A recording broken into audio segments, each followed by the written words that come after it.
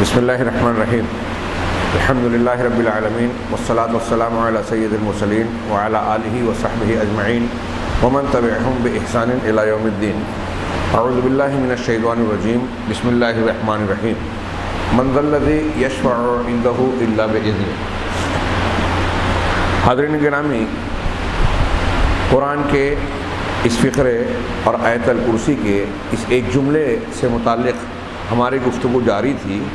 اس ضمن میں شیخ حفظہ اللہ نے، شیخ ربیع حفظہ اللہ نے حدیث شفاعت پیش کی اور قیامت کے دن کا وہ منظر بیان کیا اللہ کے نبی صلی اللہ علیہ وسلم کے فرمان کے حوالے سے کہ بڑے بڑے ائمہ انبیاء کرام جن کے مقام تک دنیا کا کوئی دوسرا انسان نہیں پہنچ سکتا، وہ میدان محشر میں معذرت کریں گے کہ ہم اللہ کے جناب میں سفارش نہیں کر سکتے، اس لیے کہ آج پروردگار ایسا غضبناک ہے کہ نہ ماضی میں تھا نہ مستقبل میں ہوگا، اور اس خطرناک اور نازک موڑ پر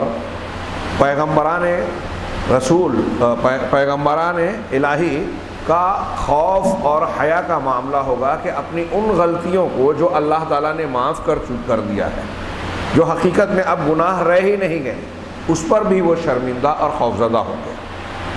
چنانچہ اس سے استدلال کرتے ہوئے حضرت موسیٰ، حضرت ابراہیم علیہ السلام جیسے لوگوں کا تذکرہ کرتے ہوئے پھر اس کے بعد نبی کریم صلی اللہ علیہ وسلم جو سفارش کریں گے بھی اس کے بارے میں بیان کیا کہ آپ سفارش کریں گے تو براہ راست فوراً نہیں کریں گے، سجدہ ریز ہوں گے، اللہ کی حمد و ثنا بیان کریں گے، اجازت طلب کریں گے، اور جب کہا جائے گا کہ سر اٹھائیے، مانگیے، دیا جائے گا، سفارش کیجیے، سفارش قبول کی جائے گی۔ انہی حدیثوں میں سے یہاں انہوں نے ذکر نہیں کیا، بخاری مسلم کے بعض روایات میں یہ الفاظ ہیں کہ نبی کریم صلی اللہ علیہ وسلم صاف صاف فرماتے ہیں کہ اب کہا جائے گا کہ میرے لیے، تو اس کے بعد جب سفارش کی اجازت دی جائے گی تو میرے لیے ایک حد مقرر کی جائے گی، اس حد سے اللہ کے رسول آگے نہیں بڑھ سکتے۔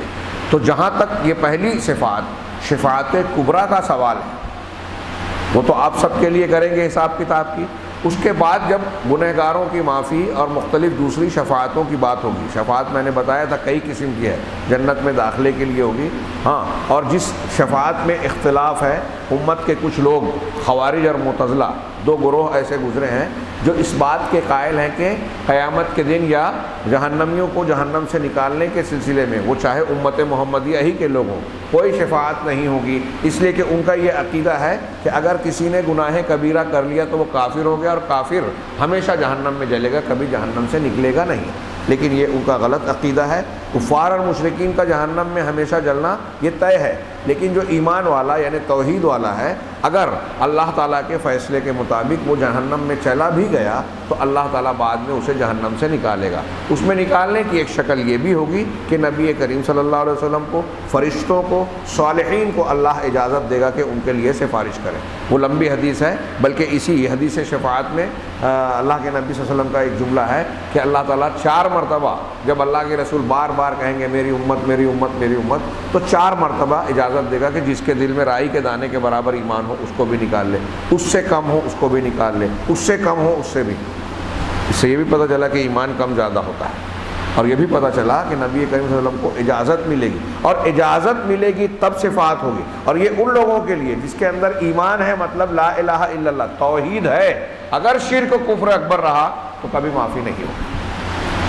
تو یہ حاصل کلام جو ہم کو یہاں اصل بات پر مرکوز کرنی ہے، اور شیخ رحمہ اللہ حفظہ اللہ نے آیت الکرسی کی یہیں تک مقدار پر بحث کی ہے، من ذا الذی یشفع عندہ الا باذنہ۔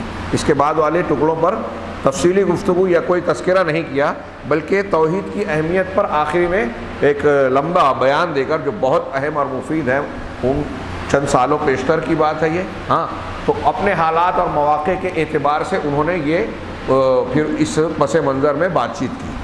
آئیے ہم پہلے اس کو مکمل کریں۔ شیخ کی بات میں اپنی بات کہوں گا تو وقت زیادہ ہو جاتا ہے اور درس طویل ہو جاتا ہے، لہذا میں آج چاہوں گا کہ انہی کی بات پر گفتگو کو مرکوز رکھا جائے۔ یہ تمہید میں نے کیا منظر الذی یشفع عندہ الا باذنہ میں اللہ کی کمال جلالت و عظمت کا اظہار کرتے ہوئے کہ آپ کے سامنے اللہ کے جناب میں کوئی نبی بھی بغیر اجازت بات نہیں کرے گا، اور قیامت کا یہ منظر ابھی آپ نے سنا۔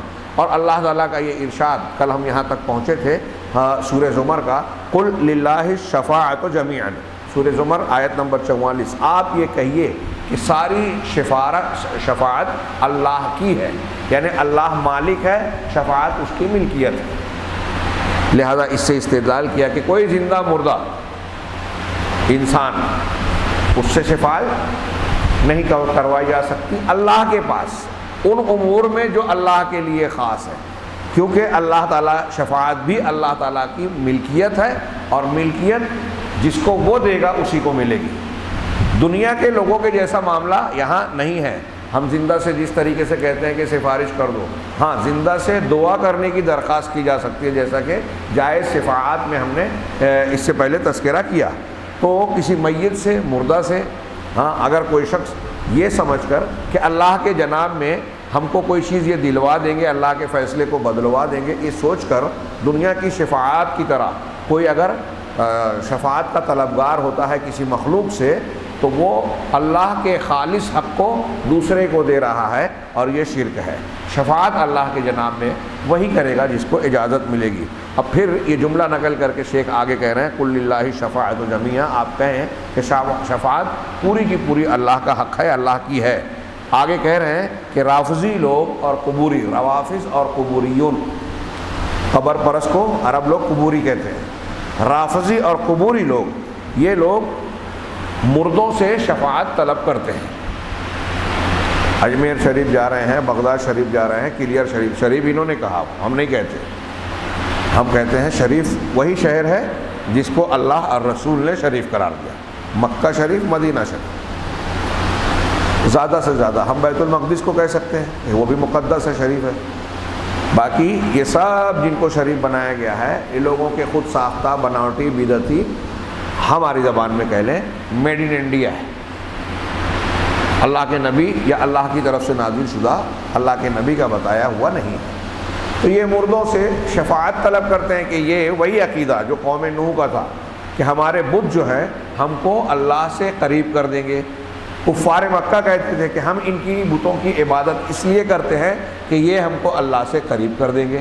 آپ قبر پرست لوگوں سے پوچھیں کہ بھائی اجمیر والے بابا، نظام الدین اولیاء، شیخ عبد القادر جیلانی رحمہم اللہ، ان لوگوں کی قبروں پر آپ جاتے ہیں نظر و نیاز کرتے، کیوں؟ تو کہا ان کی عبادت۔ اب یہاں تو یہ بھی مسئلہ ہے کہ یہ لوگ یہ کہتے ہیں کہ یہ عبادت نہیں کر رہے۔ کفار مکہ تو کہتے تھے کہ ہم ان کی عبادت کرتے ہیں اس لیے کہ یہ ہم کو اللہ سے قریب کر دیں، یہ ان کی عبادت کرتے ہیں اور کہتے ہیں کہ ہم ان کی عبادت نہیں کرتے۔ عبادت کسے کہتے ہیں یہی نہیں سمجھا ان لوگوں نے۔ قرآن حدیث پڑھیں، عبادت کا معنی سمجھیں۔ یہ جو نظر و نیاز کرنا، چادر چڑھانا، توجہ کرنا، طواف کرنا، قبر کا طواف کرنا، قربانی کرنا، یہ سب عبادت کے اعمال میں شامل ہے۔ ہر وہ عمل، قول، ظاہر ہو یا باطن، جو اللہ چاہتا ہے اور پسند کرتا ہے وہ عبادت ہے۔ اب اللہ نے نظر پوری کرنے کے لیے کہا، قربانی کرنے کے لیے کہا، فصلی لربک وانحر، اپنے رب کے لیے نماز پڑھو اور قربانی کرو، ذبح کرو۔ تو جیسے نماز صرف اللہ کے لیے ہوگی، ویسے قربانی بھی صرف اللہ کے لیے ہی ہوگی۔ اس آیت سے پتہ چلا، اور بھی بہت سی دلیل ہے۔ اور اللہ نے کرنے کا حکم دیا، مطلب اللہ بندوں سے چاہتا ہے، اور جو کام اللہ بندوں سے چاہتا ہے وہ عبادت ہے، قول ہو، فعل ہو، ظاہر ہو، باطن ہو، سب عبادت ہے جو اللہ چاہتا ہے۔ تو ہمارے یہاں لوگ سمجھتے ہی نہیں۔ تو کہا کہ مردوں سے یہ شفاعت طلب کرتے ہیں، بل یذبحون لہم، بلکہ ان کے لیے ذبح کرتے ہیں، بل یستغیثون بہم، اتنا ہی نہیں بلکہ ان کے ذریعے سے فریاد طلب کرتے ہیں۔ فریاد طلب کرنا مصیبت میں مدد مانگنے کے لیے کے معنی میں سمجھ لیجیے ہوتا ہے۔ بل یعتقدون فیہم انہم یعلمون الغیب، بلکہ اتنا ہی نہیں، وہ ان کے بارے میں یہاں تک عقیدہ رکھتے ہیں کہ یہ غیب جانتے ہیں اور کائنات میں تصرف کرتے ہیں۔ ابھی آتے آتے میں نے ایک آٹو پر لکھا ہوا دیکھا مولا علی، ہاں شیعہ لوگ کہتے ہیں مولائے کائنات حضرت علی رضی اللہ تعالیٰ عنہ۔ عام بول چال میں کہتے ہیں کہ حسین کا دیا کھاتے ہیں۔ ان کے یہاں عقیدہ ہے کہ حضرت حسین علیہ السلام کی قبر کی مٹی اگر آپ لے آئیں تو شفا میں مددگار ہے، اس کی تعویذ بنا کے پہن لیں، شفا دے گی۔ اب یہ میں شیعوں کی ایک دو باتیں بتا رہا ہوں، ایسے ہی قبر پرستوں کے مختلف بزرگوں اور ان کی قبروں اور ان کی مزارات کے تعلق سے الگ الگ عقیدے بنا کر رکھے۔ فلاں جگہ جائیں تو ایسا ہو جائے گا، فلاں کے مقام اور در پہ جائیں تو یہ گویا اللہ نے ڈپارٹمنٹ باندھے. بالکل سیم ویسے ہی جیسے ہندوؤں کے یہاں یہ ہے کہ فلاں چیز کی دیوی فلاں ہے، فلاں کا دیوتا فلاں ہے، یہ کام بنانا ہے تو اس کے مندر میں جائیں، وہ کام بنانا ہے تو اس کی بالا جپیں. خود ساختہ باتیں. کیا اللہ تعالیٰ نے کائنات بنائی؟ بنانے کی پوری قدرت اللہ کو تھی. اب بنانے کے بعد چلانے کی طاقت نہیں ہے اللہ کو. لوگوں کی مدد کا محتاج ہو گیا کہ ڈپارٹمنٹ باندھ دیا، یہ فلاں فرشتہ سنبھالے، یہ فلاں فرشتہ سنبھالے، اور یہ فلاں بزرگ سنبھالے، یہ فلاں بزرگ. فرشتے تو اس کی مخلوق ہیں، اللہ نے ان کو کاموں کو سونپا ہے، لیکن اللہ ان کا محتاج نہیں ہے. جو حکم اللہ دیتا ہے وہی کرتے ہیں. تو یہ لوگ اپنے مردوں کے بارے میں یہ سب عقیدہ رکھتے ہیں. یہ ایک ایک جملہ جو ہے نا آپ بہت مرتبہ سنتے ہیں، ہاں، لیکن اس کو سنجیدگی سے اس پر غور کیجئے، کوئی چھوٹی موٹی بات نہیں ہے. ایک مزار پہ اگر آپ چلے جائیں، ہاں، ہم لوگ راجستھان گئے تھے بیکانیر واپسی میں. میں تو چاہتا نہیں تھا اجمیر رکے، رات میں مجبوراً وہاں قیام کرنا پڑا رات کا کہ لاج میں سو جائیں. ہاں، صبح میں دوسرے دن دوست و احباب نے کہا کہ ہم جائیں گے ذرا قبر کا منظر دیکھنے، وہ خواجہ اجمیری صاحب جو بولتے ہیں ہم لوگ. میں نے کہا میں نہیں جاؤں گا، آپ لوگ جائیے، میں سوؤں گا، شرک کے اڈے پہ مجھے نہیں جانا. زبردستی لے کر گئے، اور اس میں سے ایک صاحب نے کہا کہ ہمیں یقین ہے کہ آپ مناظر دیکھیں گے تو ضرور اس پر خطبہ اور تقریر کریں گے. اور واقعی جب میں نے مناظر دیکھے، یہاں مالیگاؤں میں ایوب مسجد میں آ کر میں نے دو جمعہ مسلسل خطبہ دیا تھا. اتنا بھیانک اور کھلا شرک، سر عام، سر بازار، اللہ تبارک و تعالیٰ کی جناب میں توہین، الٹے سیدھے عقیدے. کوئی دھاگا بیچ رہا ہے، خواجہ صاحب کا ہے، پیسے لے کر یہ دے رہا ہے. آپ کی مراد پوری کرنے کے لیے آپ کو خرچہ کرنا پڑ رہا ہے. ہاں، جنتی دروازہ وہ کھلتا ہے اور اس میں گئے تو جنت میں چلے گئے. سجدہ ہو رہا ہے، قربانیاں ہو رہی ہیں، قوالیاں ہو رہی ہیں. ہاں، اہل ایمان کا سماع قرآن سننا ہے. اور یہ بدعتیوں کا، علامہ ابن کثیر اور سلف میں کئی لوگوں نے لکھا کہ یہ بدعتیوں کا سماع ہے. قوالی اور شرکیہ کلام، نعت، گانے بجانے، ہاں، یہ اہل بدعت کا سماع ہے. اور اہل ایمان کو سکون ملتا ہے. جمعہ کے دن جو میں نے آیت پیش کی تھی، ہاں، تقشعر منہ جلود الذین یخشون، ہاں، کہ اللہ نزل احسن الحدیث، ہاں، کتابا متشابہا مثانیہ تقشعر منہ، ہاں، جلود الذین یخشون ربہم. کہ اللہ نے بہترین کلام اتارا، ایک دوسرے سے ملتا جلتا، جس میں احکام مسائل بار بار دہرائے گئے ہیں. اس سے ان لوگوں کے دل رونگٹے کھڑے ہو جاتے ہیں جو اللہ تبارک و تعالیٰ سے خشیت اور ڈر رکھتے ہیں. تو اہل علم نے اس آیت کی روشنی میں لکھا کہ اہل علم مسلمانوں اور مومنوں کو قرآن سن کر دل میں خوف اور مطلب ان کے اندر اطمینان سکون ہوتا ہے. الا بذکر اللہ تطمئن القلوب. قرآن سے تاثیر ہوتی ہے، یہ قرآن کو غور سے سنتے ہیں، پسند کرتے ہیں. اور اہل بدعت قوالیاں سنتے ہیں، گانے بجانے سنتے ہیں. آپ جائیے ہر مزار پہ. میں نے نظام الدین اولیاء کے یہاں بھی دیکھا، دلی میں تبلیغی جماعت کے مرکز کے بالکل پڑوس میں، دنیا میں دعوت کر رہے ہیں اور نیچے شیر کو ہو رہا ہے پڑوس میں، اس کو روکنے کی جرت نہیں ہے کسی کو. اور مزارات پہ جائیے تو یہ سارے منظر جو سادہ سادہ کہہ رہے ہیں، یہ کوئی چھوٹی موٹی بات نہیں ہے. روئے زمین کا عظیم الشان گناہ، نوح علیہ الصلوۃ والسلام کا شرک، کفار مکہ کا شرک، آج مسلمان کہلانے والوں میں یہ بات پائی جا رہی ہے. قبوریوں، روافظ میں، ان کے اندر ان کے بارے میں یہاں تک عقیدہ رکھتے ہیں یہ ہماری فریاد سنیں گے، یہ سفارش کریں گے. اتنا ہی نہیں، یہ تو زبان سے دعویٰ کیا کرتے ہیں کہ یہ ہمارا واسطہ وسیلہ ہے، لیکن آگے چل کے یہاں تک عقیدہ ہے کہ یہ غیب جانتے ہیں. ہم کہیں سے بھی پکارے یہ سنتے ہیں. ایسی ایسی حکایات سن کے غصہ بھی آئے اور ہنسی بھی، کہ بزرگ جو ہے ان کے قبر پر پہنچے، راستے میں ایک لونڈی کو دیکھا، ایک صاحب نے اس کو پسند آ گئی اور قبر پر جا رہے تھے، ہاں، لیکن وہ کسی اور کی ملکیت تھی. اب وہ جب قبر پر پہنچے تو ان کے جو قبر میں ان کے پیر صاحب تھے، ہاں، ان کو پتہ چل گیا تھا کہ اس نے اس لڑکی کو دیکھا اور اس پسند آ گئی ہے. ہاں، تو وہ جو مالک تھا اس کو دل میں ڈالا. وہ قبر پر اس سے پہلے پہنچ کر کہا کہ میں آپ کو اپنی یہ لونڈی جو ہے آپ کو ہبہ کرتا ہوں. ہاں، اور پھر پیر صاحب جو ہے قبر میں سے اپنے مرید صاحب کو کہتے ہیں کہ تیرے کو پسند آئی تھی نا، جا میں یہ تجھے دیتا ہوں. قبر کے اندر ان کو پتہ چل گیا سب، نعوذ باللہ، اس طرح کے انتہائی غلیظ اور گندے واقعات۔ اس میں کیا ہے کہ بھائی مرید کی بات کو قبر میں رہتے ہوئے پیر صاحب جو ہے جان گئے، لڑکی کے مالک کے دل میں ڈالا، وہ دے بھی دیا۔ کیا کر رہی ہے اللہ تعالیٰ؟ کائنات میں تصرف کر رہے ہیں، دلوں کی باتوں کو جان رہے ہیں۔ اللہ تبارک و تعالیٰ اپنے رسول کے بارے میں کہہ رہا ہے کہ منافقین کو آپ نہیں پہچانتے، ہم پہچانتے ہیں۔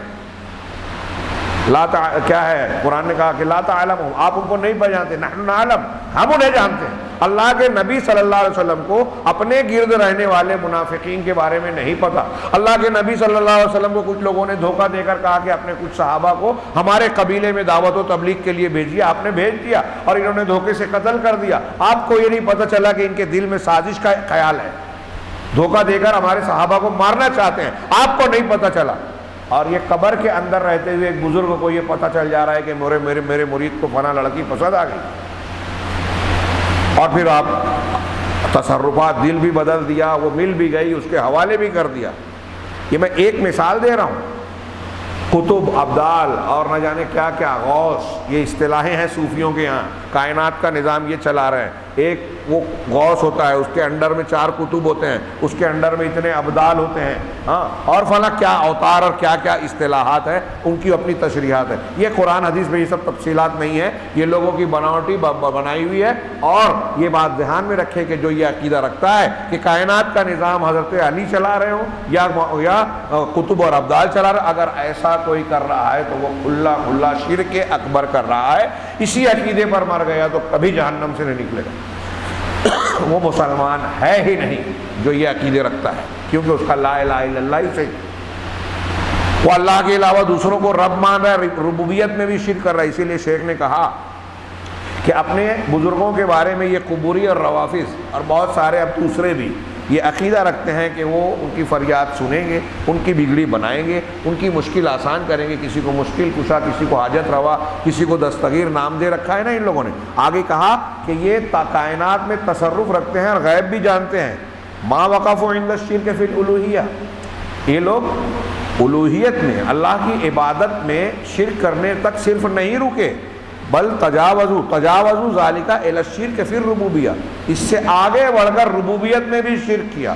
اور کیا کہا کہ قل لا یعلم، جبکہ اللہ کہہ رہا ہے کہ آپ لوگوں میں اعلان کر دیجئے، کہہ دیجئے لا یعلم من فی السماوات والارض الغیب الا اللہ، آسمانوں اور زمین میں غیب نہیں جانتا سوائے اللہ کے۔ یہ سورہ نمل کا قرآن کا فرمان چمک رہا ہے، اور کوئی ایک آیت نہیں ہے، ایسی اور بھی آیتیں ہیں۔ اللہ تبارک و تعالیٰ اتنا ہی نہیں، اپنے نبی جو کہ تمام انسانوں میں سب سے افضل اور اللہ تبارک و تعالیٰ کے سب سے مقرب اور نزدیکی بندے ہیں، اعلیٰ درجے کے، اللہ نے ان سے کہا خطاب کر کے قل لا اقول لکم عندی خزائن اللہ ولا اعلم الغیب۔ یہ تراویح میں جو قرآن آپ پڑھ رہے ہیں، روزانہ تلاوت کر رہے ہیں، اس کی دنیا کی فضیلتیں جانتے مانتے ہیں، اس کو کب مانیں گے؟ اللہ اس میں کتنا صاف صاف کہہ رہا ہے۔ لیکن اللہ جو کہتا ہے، یہ بدعقیدہ لوگ کہتے ہیں کہ اللہ کے کہنے کا یہ مطلب نہیں ہے، اللہ کے کہنے کا مطلب یہ بتائیں گے۔ جو رسول نے سمجھا، جو صحابہ نے سمجھا، جو علماء سلف معتبر مفسرین نے آج تک سمجھا اور سمجھایا، وہ سب غلط۔ یہ بدعتی قبوری اس کو توڑ مروڑ کے اس کا کچھ معنی بیان کرے، جو صاف صاف الفاظ عربی عبارت کہہ رہی ہے، کہیں کہ اس کا یہ مطلب نہیں ہے۔ یہ کون سی عقل مندی ہے؟ یہ گمراہی کا بالکل خاص شیطانی چال کا بالکل اثر نظر آتا ہے۔ چنانچہ اللہ نے فرمایا کہ آپ کہیے لا اقول لکم عندی خزائن اللہ ولا اعلم الغیب، کہ میں یہ تم سے یہ نہیں کہتا، میرا یہ دعویٰ نہیں ہے کہ میرے پاس زمین کے خزانے ہیں، اور نہ ہی میں غیب کو جانتا ہوں۔ یہ سورہ انعام کی آیت نمبر 50۔ سورہ اعراف میں آیت نمبر 188 میں اللہ نے کہا کہ آپ کہیے قل لا املک لنفسی نفعا ولا ضرا۔ میں بار بار کہتا ہوں، توحید کی یہ بہت بڑی دلیل ہے کہ دنیا کے سب سے بہترین انسان، سب سے اونچے درجے والے پیغمبر کو آپ کہہ رہے ہیں۔ اور جب آپ کا یہ عالم ہے کہ آپ کہہ رہے ہیں کہ میں غیب نہیں جانتا، اور یہاں اس آیت میں کہا کہ آپ کہیے کہ میں اپنے آپ کے لیے کسی بھی نفع اور کسی بھی نقصان کا مالک نہیں ہوں، اختیار نہیں رکھتا الا ماشاء اللہ، سوائے اتنا جتنا اللہ چاہے۔ جب رسولوں کے سردار اپنے ذات کے لیے نفع اور نقصان کا کچھ بھی اختیار نہیں رکھتے، تو کسی اور کی کیا حیثیت ہے؟ کتنی صاف سیدھی قرآن کی بات ہے. یہ عقیدے کی باتیں، دین کی باتیں، دین کی بنیادیں ہیں، اور اللہ تعالیٰ نے اس کو بندوں کو سمجھانے اور وضاحت کرنے میں کوئی کسر نہیں چھوڑی. اب کوئی نہیں مانتا، نہیں سمجھنا چاہتا، تو اس میں اللہ کا قصور نہیں ہے، اسی لیے وہ شدید اور غضبناک، انتہائی خطرناک عذاب کا مستحق ہوگا جو شرک پہ مرے گا. کیونکہ اللہ نے توحید بالکل واضح کر دی ہے.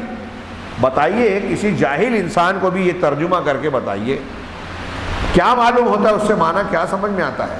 اللہ فرما رہا ہے، رب العالمین ہم سے کہہ رہا ہے کہ اللہ، رسول اللہ صلی اللہ علیہ وسلم نے کہا کہ آپ لوگوں سے کہیے کیا کہ میں اپنے نفس کے لیے، قل لا املک، میں مالک نہیں ہوں، میں اختیار نہیں رکھتا، لنفسی، اپنے نفس کے لیے، نفعن، کسی بھی نفع کا، ولا ضرن، اور نہ کسی بھی نقصان کا، ہاں، الا ماشاء اللہ، سوائے اتنا جتنا اللہ چاہے. ہم جو چیزیں کرتے ہیں نا، کھا پی لیا، کسی کو مار دیا، ٹھوک دیا، تو یہ اتنا ہی کر پاتے ہیں جتنا اللہ چاہتا ہے. جو اللہ نہیں چاہتا، آپ چاہیں کہ کسی کو برباد کر دیں، نہیں کر سکتے. آپ چاہیں کسی کو قتل کر دیں، نہیں کر سکتے. آپ چاہیں کسی کو تماچا مار دیں، نہیں مار سکتے اس وقت تک جب تک اللہ نہ چاہے.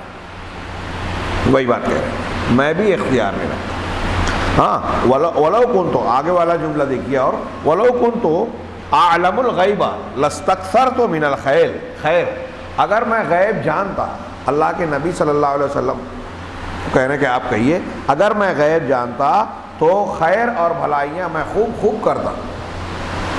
ہاں، وما مسنی السوء، اور مجھے کوئی تکلیف چھوتی بھی نہیں، لاحق ہوتی ہی نہیں.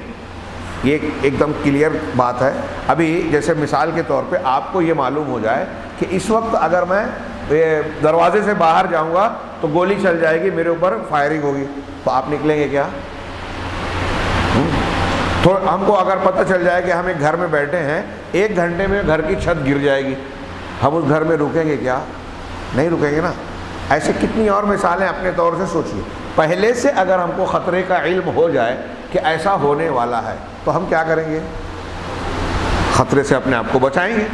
سمپل بات. وہی اللہ تعالیٰ کہہ رہا ہے کہ اگر میں غیب جانتا، رسول کو کہنے، یہ قرآن بھی کہہ رہا ہے اور عقل استعمال کرنے کے لیے بھی کہہ رہا ہے قرآن اللہ تعالیٰ، کہ سوچو، آپ لوگوں سے کہو، اگر مجھے غیب پتہ ہوتا، پہلے سے مستقبل کی باتیں معلوم ہوتی، غائب کی باتیں جو ناموجود ہیں معلوم ہوتی، تو میں بھلائیاں کرتا نا. وہ کام کرتا ہی نہیں جس میں نقصان ہو، کیونکہ پہلے سے پتہ چل جاتا کہ یہ کرنے میں نقصان ہے تو وہ کام کرتا ہی نہیں. پہلے سے پتہ چل جاتا کہ صحابہ کرام کو معونہ اور رجی کے 2 واقعات 4 ہجری میں ہوئے. ہاں، ایک میں 10 صحابہ، ایک میں 70 صحابہ کو مشرکین نے دھوکے سے قتل کیا، آپ کے پاس سے لے کے گئے دعوت و تبلیغ کے نام پہ، اور پھر انہیں گھیر کر قتل کیا، شہید کیا رضی اللہ عنہم. تو اگر اللہ کے نبی صلی اللہ علیہ وسلم کو پہلے سے پتہ چلا ہوتا کہ یہ لوگ لے جا کے میرے صحابہ کرام کو قتل کرنا چاہتے ہیں، شہید کرنا چاہتے ہیں، تو کیا آپ بیچتے؟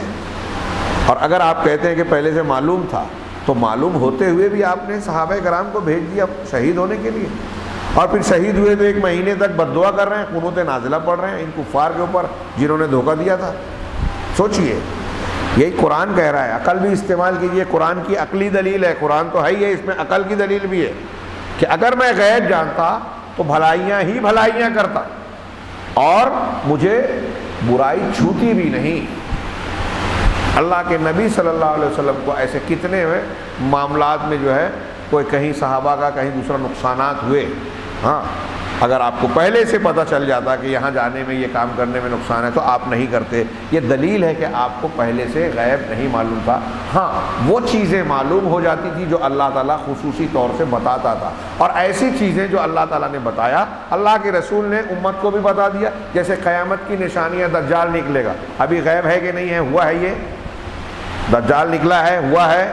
نہیں ہوا ہے نا، لیکن آئے گا. ہم اور آپ مانتے کہ نہیں مانتے؟ یہی تو ایمان بالغیب ہے نا. جو ہوا نہیں ہے تو اس کو وہ ہمیں کیسے پتا؟ دجال آئے گا، ہمیں کیسے پتا؟ اللہ کے رسول صلی اللہ علیہ وسلم کی حدیثوں سے پتا چلا نا. ابھی وہ خبر احاد اور کچھ لوگ نہیں مانتے، وہ الگ چھوڑیے، جو مانتے ہیں ابھی اس کی بات. دجال آئے گا یہ ہمیں پتا ہے، یہ غیب ہے. اب یہ حدیثوں میں ہے، حدیثیں اللہ کے رسول نے بیان کی. اللہ کے رسول نے کہاں سے بیان کی؟ اللہ کی طرف سے بیان کی. تو اللہ نے جو رسول کو بتایا، رسول نے ہم کو بتایا، ایسا ایسا قیامت کی نشانیاں ہیں، مرنے کے بعد قبر میں ایسا ایسا ہوگا، ہاں اس کے بعد دوبارہ زندہ ہو گئے میدان محشر میں ایسا ایسا ہوگا۔ ابھی ہم نے ایک لمبی حدیث پڑھی کہ لوگ انبیاء کے پاس جائیں گے، کس نے بتایا؟ رسول نے بتایا۔ رسول اللہ صلی اللہ علیہ وسلم کو کس نے بتایا؟ اللہ نے بتایا۔ جنت ایسی ہوگی، جہنم ایسی ہوگی، قرآن میں بھی ہے، حدیثوں میں اس کی تفصیلات بھی ہیں۔ تو جو غیب اللہ نے رسول کو بتایا وہی معلوم ہوا، اور جو معلوم ہوا وہ آپ نے امت کو بتا دیا۔ لہذا بذات خود ذاتی طور پہ غیب دانی، غیب کے علم کو جاننا یا معلوم ہونا، یہ صرف اللہ کی شان ہے۔ اپنے نبی صلی اللہ علیہ وسلم کے بارے میں بھی اللہ تعالیٰ نے نفی کی ہے کہ وہ شان جو اللہ کی ہے، وہ علم جو اللہ کا ہے، عالم الغیب والشہادہ، علام الغیوب ہونا، ہاں ظاہر کھلے چھپے کا علم رکھنے والا ہونا، یہ شان صرف اور صرف اللہ کی ہے۔ اگر کوئی شخص اللہ کے علاوہ کسی اور کو مانتا ہے تو وہ شرک اکبر کر رہا ہے، اللہ تبارک و تعالیٰ کی ربوبیت میں شرک کر رہا ہے۔ ان انا الا نذیر و بشیر لقوم یؤمنون، میں غیب جانتا ہوتا تو بھلائیاں ہی بھلائیاں کرتا، تکلیف مجھے چھوتی بھی نہیں، میں تو بس ڈرانے والا اور بشارت دینے والا ہوں ان لوگوں کو جو ایمان لاتے ہیں، جو ایمان لائے ان کو خوشخبری دینے والا ہوں۔ یہ نبی کریم صلی اللہ علیہ وسلم کے تعلق سے وہ دو آیتیں نقل کر کے بتایا کہ اللہ کے پیغمبر بھی کہہ رہے ہیں کہ میں غیب نہیں جانتا، میں اپنے لیے نفع نقصان کا مالک نہیں ہوں، اور یہ جو ہے قبوری روافظ اور آج بہت سارے اپنے آپ کو مسلمان کہلانے والے قرآن حدیث سے ناآشنا جاہل اور قرآن حدیث کے مخالف، یہ بزرگوں پیروں مردوں کی قبروں کا چکر لگا رہے ہیں، وہاں عبادت کر رہے ہیں، اور جو خصوصیات اللہ کی ہیں وہ ان مردوں بزرگوں کے بارے میں مان رہے ہیں، مشرکین مکہ کی طرح۔ کتنا بھی برا لگے سننے والوں کو کہ یہ ایسے ہیں ویسے ہیں، ہاں ہمارے بارے میں کہیں، لیکن جو بات ہم کہہ رہے ہیں وہ ہم نہیں کہہ رہے ہیں، یہ قرآن و حدیث بیان کر رہی ہیں۔ آگے کہتے ہیں شیخ فَيَعْتَقِدُونَ فِي الْأَوْلِيَاءِ وَبَعْضُهُمْ فِي غَيْرِ الْأَوْلِيَاءِ، تو بعض لوگ تو یہ لوگ جو ہیں اولیاء کے بارے میں، اور بعض لوگ تو اولیاء کے علاوہ دوسروں کے بارے میں، بلکہ آگے شیخ نے بتایا کہ اولیاء اور غیر اولیاء تو چھوڑیے، غیر انسانوں جانوروں کے بارے میں بھی عقیدہ رکھتے ہیں۔ یعنی آگے کہا کہ ان میں سے بعض جو ہیں حیوانات کو معبود بنا ڈالا۔ اب جیسے ہم ہندو مذہب کے لوگوں کو دیکھتے ہیں اور ہمیں ہنسی آتی ہے، حیرت ہوتی ہے کہ کوئی گائے کو پوج رہا ہے، سانپ کو پوج رہے ہیں، چوہے کو مقدس مان رہے ہیں، گنیش کی سواری بولتے ہیں، ہے نا، جانوروں کی پوجا پاٹ ہو رہی ہے وہاں، ہاں گو موتر کو مقدس پانی کی طرح پیا جا رہا ہے، بلکہ ابھی علاج کسی نے بتایا کہ کورونا کا بھی علاج اس سے ہو جائے گا، ہاں اتنی عقیدت ہے۔ اب بتائیے جانوروں کو وہ پوچھتے ہیں، ابھی ہم نے سنا ہنسی آ جاتی ہے، کیوں؟ اس لیے کہ اللہ نے ہم کو توحید کی نعمت دی ہے، لیکن جو لوگ مانتے ہیں جب وہ اس کو سنتے ہیں بولتے ہیں تو ان کے دل میں عقیدت آتی ہے۔ آپ جس پر ہنس رہے ہیں وہ اس پر سنجیدہ ہوتے ہیں، دل کے جذبے سے اس کو پیتے کھاتے ہیں، کھانے پینے کی چیزوں میں ڈالتے ہیں، تبرک سمجھ کر اپنے آپ پر کپڑے پر نہ جانے کہاں کہاں چھڑکتے ہیں، دواؤں میں ڈالتے ہیں۔ ہاں وہ کیا نام ہے، رام جو آدھا ننگا رہتا ہے مودی کے ساتھ، پنڈت وہ بابا رام دیو، اس کی جو کمپنی ہے وہ گو موتر کا کثرت سے استعمال کر رہی ہے، ایسا وہ خود بیان دیتے ہیں۔ تو خیر یہ معبودات کا میں ان کی بات بتا رہا تھا۔ ہمارے مسلمانوں میں یہ آگے کہہ رہے ہیں کہ اہل ضلالت اور ملحدین بے دین لوگ جو ہیں ان کی یہ مکاریاں چالاکیاں یہاں تک پہنچ گئی کہ وہ کہیں کہیں ایسا ہے کہ بعض حیوانات کو انہوں نے قبر میں دفن کر دیا، ان کی قبر بنائی، جانوروں کی، گدھے کی، بلی کی یا کچھ اور جانوروں کی۔ یہ ہوائی بات نہیں ہے، شیخ نے جو بات کہی ہے یہ حقیقت میں واقعہ ہے کہ کہیں کہیں گدھے کی قبر ہے، بلی کی قبر ہے، اور ان کے بارے میں کس سے کہانیاں اڑا دی ہے کہ ایسا خواب دیکھا، ویسے بابا صاحب آئے اور بتایا کہ یہ میرا چھلاوا ہے۔ کسی بابا نے اپنے کسی مرید کو کہا کہ مجھے کچھ دیا ہی نہیں اتنی خدمت کی، کہا یہ گدھا لے جا۔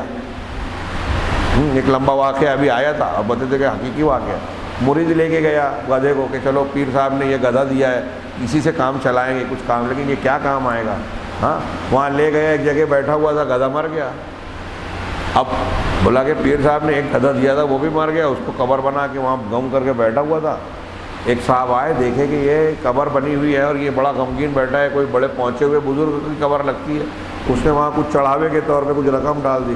یہ چونکا، اور دوسرے نے دیکھا کہ یار یہاں چڑھاوے کا چڑھایا ہے اور ایک آدمی بیٹھا ہوا ہے، یہ مجاور ہے، وہ بھی دینا شروع کیا، اور دھیرے دھیرے اس کی شہرت اتنی بڑی کہ ایک دن جب یہ جس نے گدھے کو دیا تھا اس کا وہاں سے گزر ہوا تو دیکھا کہ یہ اتنی بڑی شاندار قبر، ہاں میں جہاں کی مجاوری کرتا ہوں یہ تو اس سے بڑی دکان ہے، اس سے زیادہ کلیکشن ہو رہے ہیں، ہاں تو دیکھنا چاہیے کس کی قبر ہے کیا ہے۔ گیا تو دیکھا کہ اپنا یہ تو میرا مرید ہے۔ کہا یار تو کب سے، یہ قبر کس کی ہے، تو نے کیا کیا؟ ارے بابا آپ ہی نے تو دیا تھا گدھا، اسی گدھے کی قبر ہے یہ۔ واقعی آپ نے میرا کلیان کر دیا، میرا کام بنا دیا۔ وہ گدھا مرا، اس کی قبر بنی اور اس پر لوگ اس طرح ٹوٹے پڑے جا رہے ہیں۔ ہمیں ہنسی آ رہی ہے لیکن یہ حقیقت ہے۔ بعض جگہوں پہ قصداً کچھ لوگوں نے لوگوں کو دھوکہ دینے کے لیے بلی کتا گاڑا اور پھر لوگوں میں مشہور کر دیا کہ یہ ایسے ہیں ویسے ہیں، اس کی یہ فضیلت ہے، میرے خواب میں فلاں بزرگ آئے تھے۔ پھر پہلے سے سیٹنگ رہتی ہے کہ دوست آگے کہتا ہے کہ ہاں شیخ عبد القادر جیلانی صاحب یا فلاں بابا صاحب جب اس کے خواب میں آ رہے تھے نا تو آتے آتے میرے پاس بھی رکے تھے اور بول رہے تھے کہ میں فلاں کے پاس جا رہا ہوں، اس کو یہ بولوں گا۔ اب تائید ہو گئی تو لوگوں کو کیا چاہیے؟ ہاں جن کے عقیدے برے ہیں، گندے ہیں، ہاں وہ اس قسم کی باتوں میں، فریب میں بہت جلدی دھوکے میں آ جاتے ہیں۔ ہاں اگر دلائل کی بنیاد پر ہم ان چیزوں کو، دلائل کو، اعتقادات کو مانیں گے نا تو ہمارے عقیدے ادھر ادھر نہیں پھیلیں گے، بھٹکیں گے۔ جیسے آج بہت سارے جاہل مسلمان، ارے وہ بزرگ تو ایسے تھے، ارے وہ تو ویسے تھے۔ میں نے ٹرین میں دیکھا، آپ لوگوں کو غیر متعلق بات لگی لیکن مجھے ضروری محسوس ہوتی ہے، ایک صرف مختصر سا، ایک ٹرین میں کافی پہلے اورنگ آباد سے پروگرام کے بعد لوٹ رہا تھا، بڑی بھیڑ تھی، تو ایک سردار جی اور ایک مسلمان دونوں میں بات ہو رہی تھی، میرے سامنے ہی کھڑے ہوئے تھے۔ تو مسلمان نے اپنے ایک بابا کی کرامت بتائی تو پلٹ کے سردار جی نے گرو نانک کی کرامت بتائی۔ میں نے سنا، اب جب خاموش ہوئے تو میں نے اس مسلمان سے سوال کیا کہ انہوں نے جو گرو نانک کی کرامت بتائی ہے کہ پانی نہیں تھا، لاڑکانہ میں ایسا ایسا ہوا اور انہیں چٹان کو ایسا کیا تو اس میں سے پانی نکل گیا، چشمہ پھوٹا۔ آج بھی پنجاب میں جاؤ پاکستان کے، وہاں آپ کو وہ چشمہ ملے گا جو گرو نانک جی نے چالو کیا تھا، کرامت بتاتے۔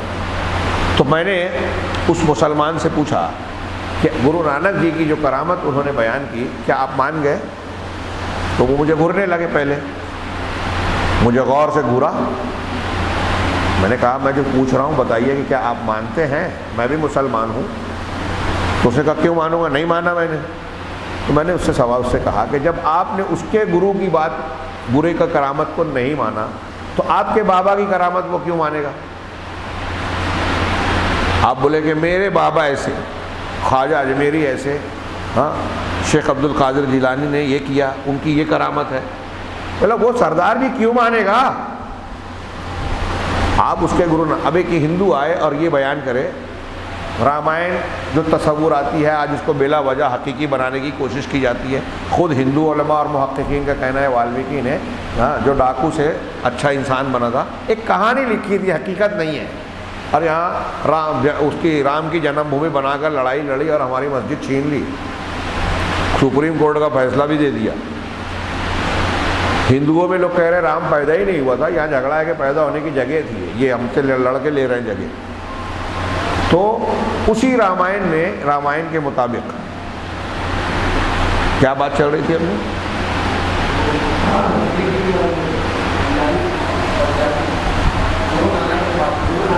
ہاں میں نے کہا رامائن کے مطابق ہاں رام جی کو ان کے بھائی کے لیے، کس کے لیے جڑی بوٹی کی ضرورت پڑی، ہنومان کو بھیجا کہ فلاں پہاڑی پر جا کے وہ جڑی لے آئے، اور جب وہ گئے تو وہ درخت پہچان نہیں رہے تھے، تو اب انہوں نے پورا پہاڑ اٹھایا اور پہاڑ اٹھا کے ہی لے آئے کہ اب اس میں جو بھی جڑی ہے نکال لو۔ تو میں نے اس سے کہا کہ اگر کوئی ہندو یہ بیان کرے تو آپ مانو گے کہ ہنومان جی پوری پہاڑی لے کر آ گئے؟ نہیں۔ تو میں نے کہا یہ چیزیں دعوت و تبلیغ کی نہیں ہے اس طریقے سے۔ یہ اس طرح سے لوگوں نے اپنے اپنے بزرگان کے بارے میں بہت ساری چیزیں تراش کی۔ کیا ثبوت ہے ان چیزوں کا؟ ابھی ہمارے یہاں تبلیغی جماعت کے افراد فضائل اعمال کتاب میں اور اپنے لوگ اپنے اپنے طور سے بنا کر یا سن کر بیان کرتے ہیں ایسے ایسے واقعات جو قرآن حدیث کے بالکل خلاف ہیں۔ میں اپنے واقعات اپنے بتاؤں، میں بہت کم چھوٹا آدمی ہوں، تو حیرت ہوگی ایک آدمی سے تبلیغی نصاب والے ہاتھ میں تبلیغی نصاب لیا ہوا تھا بنارس میں میرے پڑھنے کے زمانے میں نے دکھ کر دیکھا، اس نے کتاب بتائی، میں نے ایسے کیا، اس کو لگا کہ یہ اس کی بے عزتی کر رہا ہے، تو کہا کیا خیال ہے اس میں؟ میں نے کہا بہت ساری غلط سلط باتیں، اس میں قرآن حدیث کے خلاف باتیں۔ اس نے میرے ہاتھ میں دے دی اور کہا کہ کھول کے بتاؤ، ایک نکال کے بتاؤ۔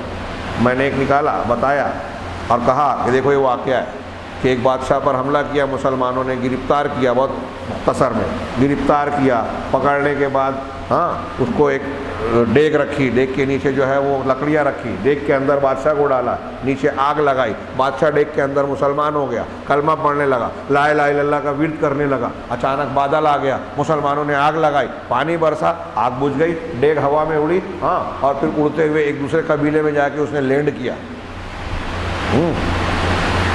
وہاں کے لوگوں نے گھیرا، کیا بات ہے؟ بادشاہ نے اپنا واقعہ بتایا، پورا قبیلہ مسلمان ہو گیا۔ یہ میں نے اپنے الفاظ میں شارٹ میں بتایا، یہ واقعہ تھا۔ اس نے پڑھنے کے بعد کیا کہ اس میں غلط کیا ہے؟ میں نے کہا اچھا سب صحیح ہے، کہاں کا یہ واقعہ؟ کس کتاب کا حوالہ ہے؟ مسلمانوں کو کسی جاندار کو جلانا منع ہے، کسی کو جلانا نہیں چاہیے، وہ بادشاہ کو ڈیگ میں پکانے کے لیے ڈالے تھے۔ مسلمان گرفتار ہو گیا، بادشاہ بھی ڈیگ میں کہے کو ڈالے، پکانا تھا، کھانا تھا اس کو، یا پھر اتنی شدت سے جلا رہے تھے کہ ڈیگ کو گرما کے اس کو جلایا جائے؟ چلو ہو گیا، بارش ہو گئی، آگ بجھ گئی، تو پھر ڈیگ کو اڑنے کی کیا ضرورت تھی؟ ارے جب آگ بجھ گئی تھی تو وہی مسلمانوں کو سمجھ میں آ جاتا، چلو اڑی۔ اب اس کو ڈیگ کے اندر مسلمان کرنے والا کون تھا؟ پھر کلمے کی فضیلت بتانے والا کون تھا؟ اب وہ عمل کرنے بھی لگا، اب وہاں پہنچا بھی تو وہ سارے کے سارے قبیلے کے، کون سا قبیلہ تھا؟ تاریخ کے کس علاقے کا واقعہ ہے؟ کہیں لکھا ہوا ہے کہ فلاں قبیلے کے لوگ اسی سے مسلمان ہوئے تھے، چلے آ رہے ہیں۔ اس سے بھی میں نے یہی سوال کیا کہ اگر یہ صحیح لگتا ہے تو کیا آپ کو یہ بھی صحیح لگتا ہے کہ ہنومان جی پہاڑی لے کر آ گئے تھے؟ کہا کیوں؟ میں نے کہا وہ آپ اس لیے نہیں مانیں گے کہ وہ آپ کی عقیدت ان کے بارے میں نہیں ہے ہنومان جی کی، تو ہندو اس بزرگ اور بابا کے بارے میں کیوں مان لے گا؟ میں نے ان سے کہا کہ ہم اللہ کے نبی صلی اللہ علیہ وسلم کے معجزات کو اگر مانتے ہیں، اگر آپ کے معجزات کو مانتے ہیں تو دلیل کی بنیاد پہ مانتے ہیں۔ ہم یہ مانتے ہیں کہ آپ کو ایک رات میں معراج اور اسراء کا سفر ہوا، مکہ سے فلسطین بیت المقدس، اور وہاں سے ساتوں آسمان کی سیر، سدرۃ المنتہا تک گئے، اللہ سے کلام کیا، واپس لوٹے ایک ہی رات میں۔ یہ مانتے ہیں اس لیے کہ یہ قرآن حدیث میں ہے۔ اور کوئی یہ ہم سے کہے کہ سب سے پہلے اللہ کے رسول چاند پہ مریخ پہ گئے تھے، یہ نہیں مانیں گے، اس سے آگے گئے تھے۔ چاند پہ مریخ پہ کوئی بھی کچھ بھی دعویٰ کر دے مان لیں گے صرف اس لیے کہ وہ ہمارے رسول ہیں؟ نہیں، جس کا ثبوت ہے، جو دلیل ہے، جو قرآن حدیث نے بتایا ہے، ہم وہ مانتے ہیں۔ ان الٹی سیدھے واقعات کے کیا بنیادیں ہیں؟ اور میں اصل میں یہ جو تفصیل بیان کر رہا ہوں یہ سمجھانے کے لیے کہ ہندوستان پاکستان کے ماحول میں اور خاص طور سے جاہلوں میں یہ ایک عام ٹرینڈ ہے، طریقہ ہے، شیطانی طریقہ، کہ ایسے بزرگوں کے بارے میں الٹے سیدھے واقعات جب بیان کیے جاتے ہیں تو ذہن و دماغ میں جاہل آدمی کے یہ ڈالا جاتا ہے کہ جب وہ اس طرح کے اعمال کرتے تھے، ہوا میں اڑتے تھے، پہاڑ کھیلتے تھے، اور نہ جانے کیا کیا اس قسم کی حرکتیں اور عمل کرتے تھے، تو ان کو عام انسانوں کے مقابلے میں اللہ نے الگ طاقت اور قوت دی تھی، اور مرنے کے بعد بھی ان کے اندر یہ شکتی، طاقت، پاور، حیثیت ہے کہ ہم ان سے مانگیں، ان سے فریاد کریں، اور وہ اس کائنات کا نظام چلانے میں طاقت، قدرت اور حصے داری رکھتے ہیں۔ یعنی شرک کی بنیاد بناتے ہیں ان جھوٹے واقعات۔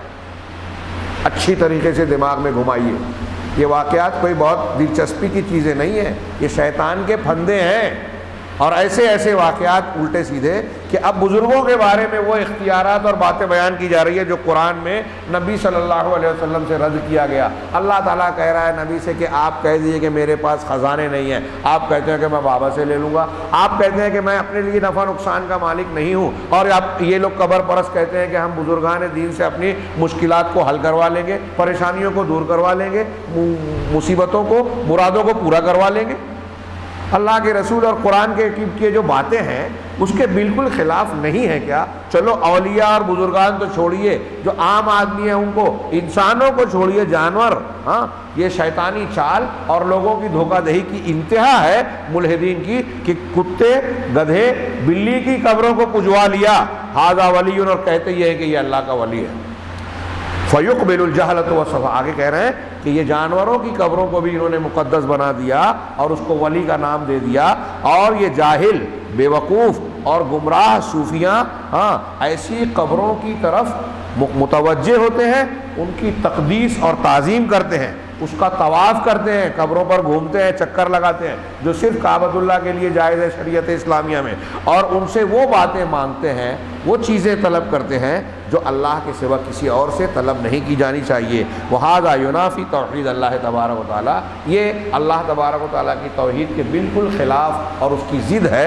الشاہد، یہ باتیں کہنے کے بعد کہہ رہے ہیں کہ یہ جو پوری لمبی چوڑی حدیث شفاعت، قُلْ لِلَّهِ الشَّفَاعَةُ جَمِيعًا، یہ آیت اور اس کی تشریح کرتے ہوئے جو باتیں ہم نے کہی، اس میں جو ہمارے لیے شاہد ہے، دلیل ہے، جس چیز کو ہم مرکوز کرنا چاہتے ہیں توجہ، وہ یہ ہے کہ شفاعت اللہ کی ملکیت ہے، لہذا جائز نہیں ہے کہ وہ کسی زندہ مردہ سے طلب کی جائے، اور رسول قیامت کے دن رسول اللہ صلی اللہ علیہ وسلم ہی نہیں بلکہ تمام انبیاء اللہ کے نزدیک جو سفارش کریں گے بھی تو وہ اللہ کی اجازت سے کریں گے، وہ انبیاء ہوں یا فرشتے ہوں۔ خود قرآن کا بیان ہے، سورہ نجم کی آیت ہے، اللہ کہہ رہا ہے وَكَم مِّن مَلَكٍ فِي السَّمَاوَاتِ لَا تُغْنِي شَفَاعَتُهُمْ شَيْئًا إِلَّا مِن بَعْدِ أَن يَأْذَنَ اللَّهُ لِمَن يَشَاءُ وَيَرْضَىٰ۔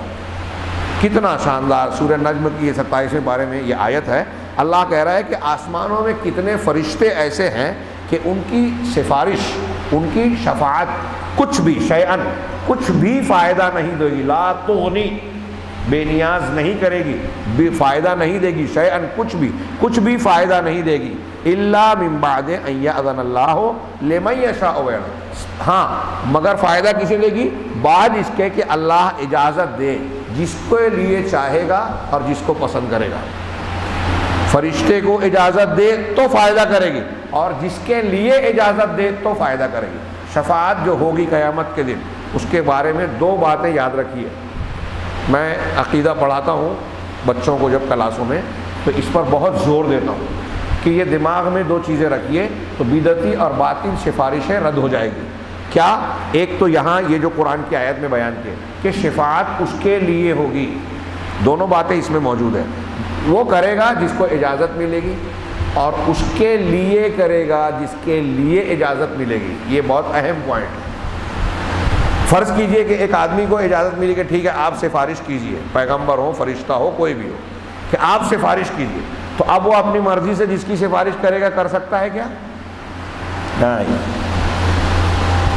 مشرک کے لیے سفارش نہیں کر سکتے۔ حضرت ابراہیم اپنے باپ کے لیے، بخاری کی روایت ہے، ہاں ابراہیم کے باپ میدان محشر میں حضرت ابراہیم کے پاس آئیں گے کہ میں نے دنیا میں تیری بات اے ابراہیم نہیں مانی تھی، ہاں میں نے نہیں مانی تھی تیری بات، آج تیری ہر بات ماننے کے لیے تیار ہوں، اللہ سے تم دعا کرو کہ مجھے چھوڑ دیا جائے، میں بچ جاؤں۔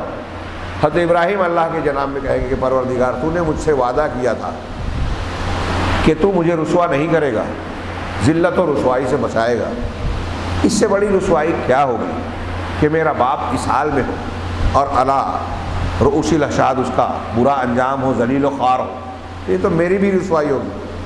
اللہ کی جانب سے کہا جائے گا میدان محشر میں کہ ابراہیم یہ تیرا باپ نہیں ہے اور اس کی رسوائی تیری رسوائی نہیں ہے۔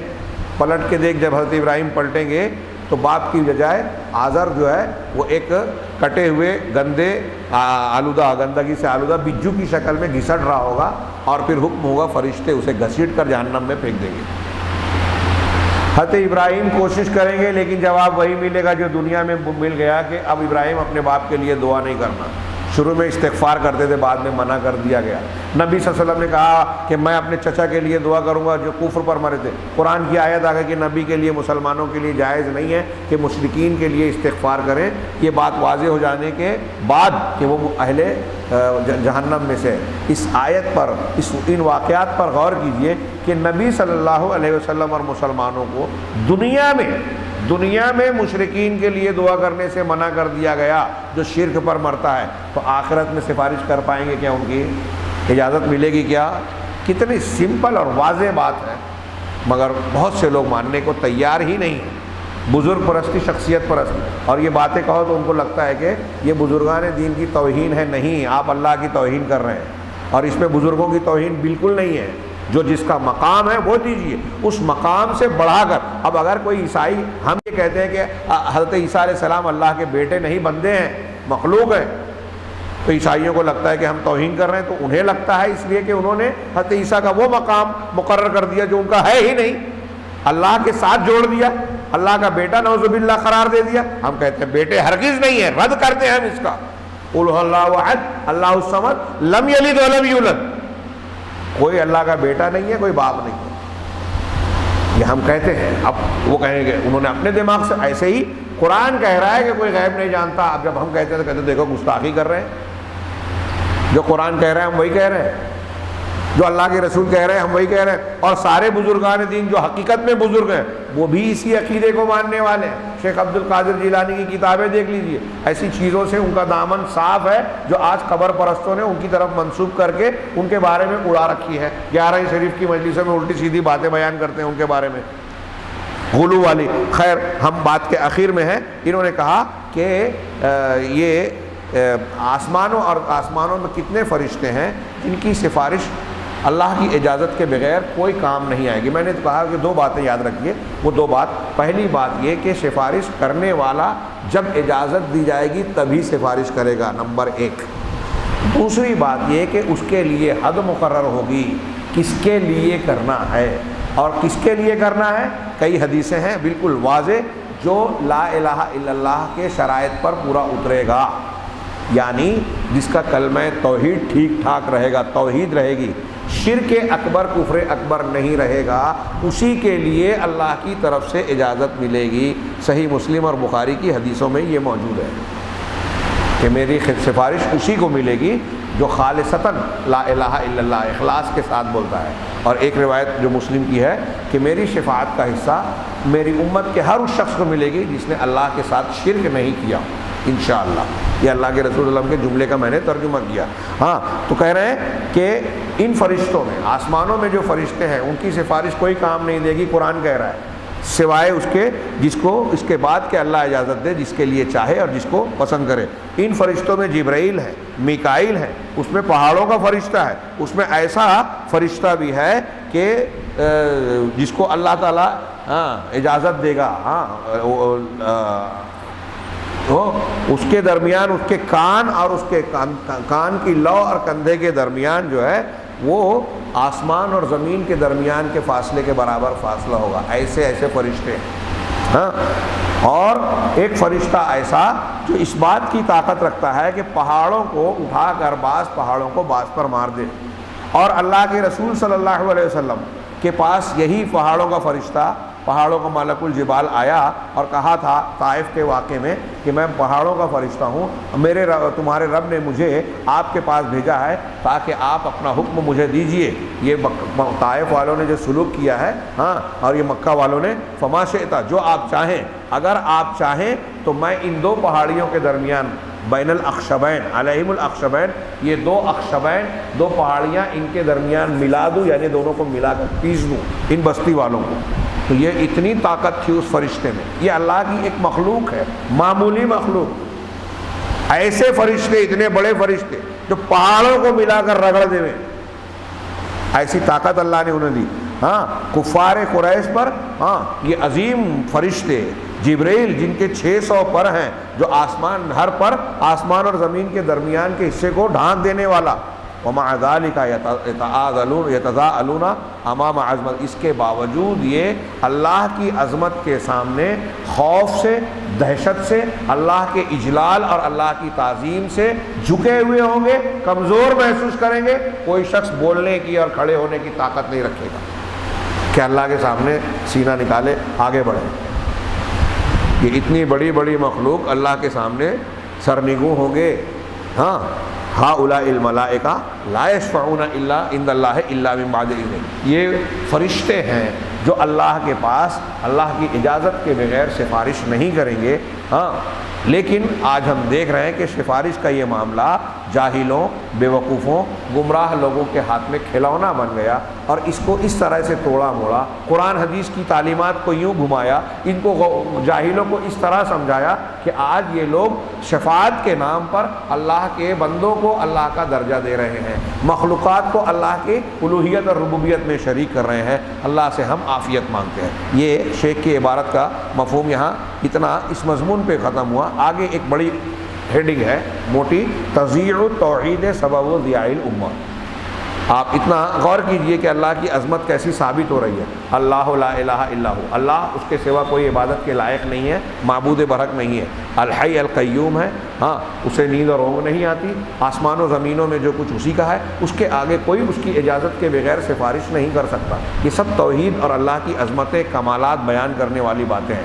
آگے کے بھی آیت الکرسی کے جو جملے ہیں، اللہ کے علم کامل، بندوں کا نقص، اللہ کی کرسی کے تمام کائنات کو گھیرا ہوا ہونا، اس کی کرسی نے ساری کائنات کو گھیر رکھا ہے، اور آسمان زمین اور ساری مخلوقات کو سنبھالنا اللہ کو تھکاتا نہیں ہے، اللہ تعالیٰ اس سے عاجز نہیں آتا، اس سے تھکتا نہیں ہے۔ یہ اللہ کی قدرت کاملہ پر دلیل ہے، اور وہ علی اور عظیم ہے۔ یہ میں نے آیت الکرسی کے آخر تک کا مفہوم بیان کیا۔ ان ساری باتوں سے اللہ کی عظمت توحید ثابت ہوتی ہے، وحدہ لا شریک ہونا ثابت ہوتا ہے۔ یہی ساری کائنات کا خلاصہ، حقیقت اور بنیاد ہے، ساری بھلائیوں کی دنیا اور آخرت میں بھلائیوں کی جڑ اور بنیاد ہے۔ لیکن اسی بنیاد کو امت نے ضیاع کر دیا۔ ہیڈنگ لگائی تضیع التوحید سبب ضیاع الامہ، کہ توحید کا ضائع کرنا امت کے ضائع ہونے کا سبب ہے۔